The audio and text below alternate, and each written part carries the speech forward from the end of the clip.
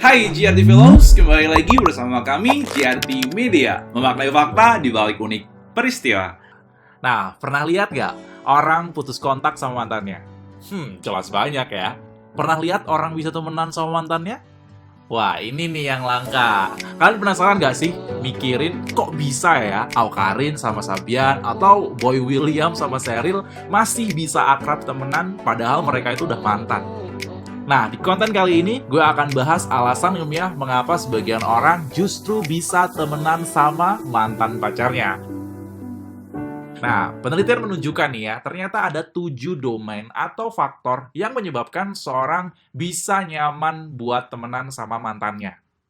Nah, faktor yang paling besar adalah keandalan kepribadian pasangan. Ternyata, sebagian besar orang yang temenan sama mantannya mengakui bahwa mantan mereka adalah pendengar yang baik, lalu suportif terhadap impian mereka, dapat dipercaya, mampu menjadikan diri mereka lebih baik, memiliki kesamaan kepribadian dan hobi, dan merasa bahwa mereka punya kenangan yang indah. Nah, ini nih yang gue bingung. Kalau mantan sebaik ini, kok bisa putus ya sebelumnya? Oke. Tapi yang harus digarisbawahi adalah, kalau kita lihat dari factor loadingnya, secara statistik ya, menjadi pendengar yang baik adalah penyebab terkuat seseorang bisa temenan sama mantannya. Jadi, jangan remehin nih ya, skill yang satu ini ya guys ya. Oke, nah berikut lanjut ke yang kedua. Faktor yang selanjutnya adalah pragmatisme. Ini mungkin bisa dibilang agak parasit ya. Ternyata sebagian orang yang temenan lagi sama mantannya disebabkan karena mantannya yang tajir dan suka beliin barang buat dia. Atau juga karena mantannya dianggap punya koneksi sosial dan koneksi kerja. Ini mantannya Bang Hotman kali ya. Faktor berikutnya adalah perasaan cinta yang masih ada, alias masih berharap balikan.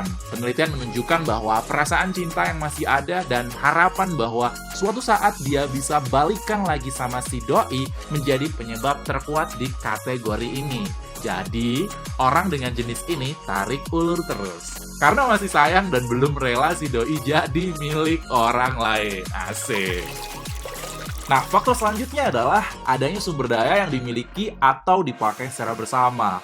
Orang dengan kategori ini berteman dengan mantannya dengan berbagai alasan. Misalnya nih ya, karena punya properti dan kekayaan bersama, karena udah bunting dan punya anak dari hasil hubungan mereka. Dan bahkan ada beberapa partisipan yang temenan sama mantan karena mantannya adalah bos mereka. Waduh, ini sih si malakama ya. Kalau temenan bikin susah move on, tapi kalau nggak temenan bisa auto dipecat ya kan? Oke. Faktor selanjutnya adalah berkurangnya ketertarikan romantis. Artinya sebenarnya semuanya baik-baik aja, kecuali satu hal, yaitu cinta.